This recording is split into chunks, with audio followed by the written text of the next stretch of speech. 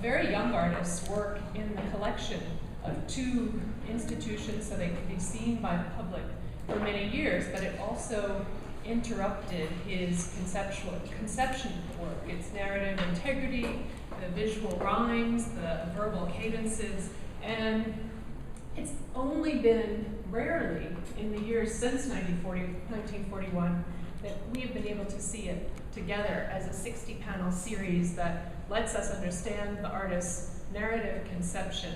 It's been 20 years since it's been shown together here at the Museum of Modern Art. That's a generation in audience terms.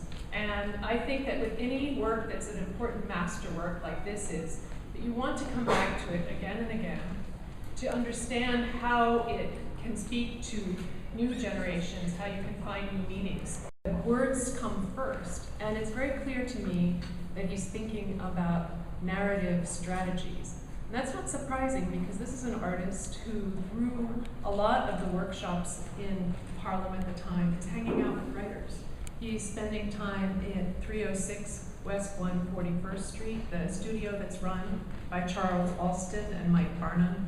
And it becomes a great gathering place of musicians and writers, philosophers, activists. And he's a kid at the time. He's really in his late teens, and he rents a corner of the studio for $2 a week. And he hears the conversation of his elders. But they're arguing about politics, they're arguing about history, they're arguing about how to write and how to tell history.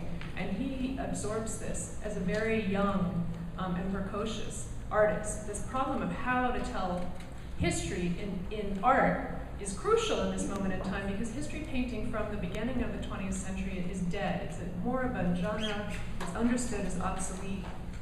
And what Lawrence does, I think partly because he's fed at the knees of these great writers, is try to invent a new format for history telling in the visual arts. The series is framed, in fact, very cinematically. It cross-cuts back to the image of the train again and again and again.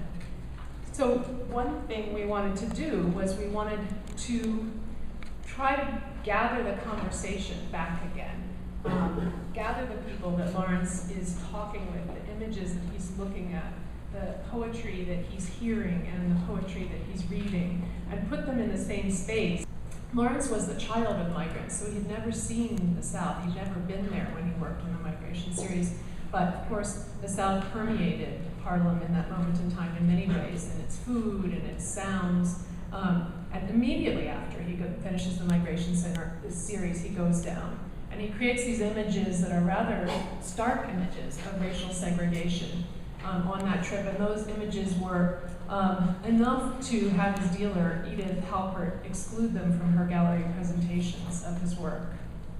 Then the room to this corner is books. It's supposed to begin to get you thinking about the relationship of words and images. Many of the books that are represented in that gallery space are artists that were part of the 306 group that Lawrence was part of. Other writers, they're migration narratives in themselves.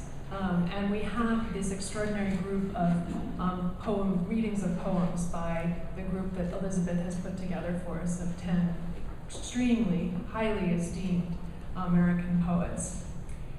The next room shows film footage of Billie Holiday and Marian Anderson. And these give you a sense of 2 key events that happened in 1939, where important cultural figures took the stage in order to cast a spotlight on issues of racial injustice. And we wanted you to see as a visitor that in this moment in time, Lawrence had very important models for how culture could play a role in the pursuit of social justice. Models that were impactful, had reached a huge audience. Millions of people heard Billie Holiday's Strange Fruit through records. Millions of people on the radio heard Marian Anderson sing on the steps of Lincoln Memorial. And then there's a playlist that we put together in a continuous loop. This is something that Terrence helped us with. And it's a series of songs, all performed by singers, by musicians and singers who are working in the North, but they're songs in which you can hear the sounds of the South. You can hear instruments of the South, the rhythms of the South, some echo of Southern forms. And I wanted that to give you a sense of the migration as a great cultural generator. And then the last room is really focused on the world of sociology, of photojournalism, of political cartoons, of the kinds of images that Lawrence would have been looking at in all of its richness. And we wanted that to be an image world with a little bit of density, a little bit of a suggestion of what happened when Lawrence went to the library.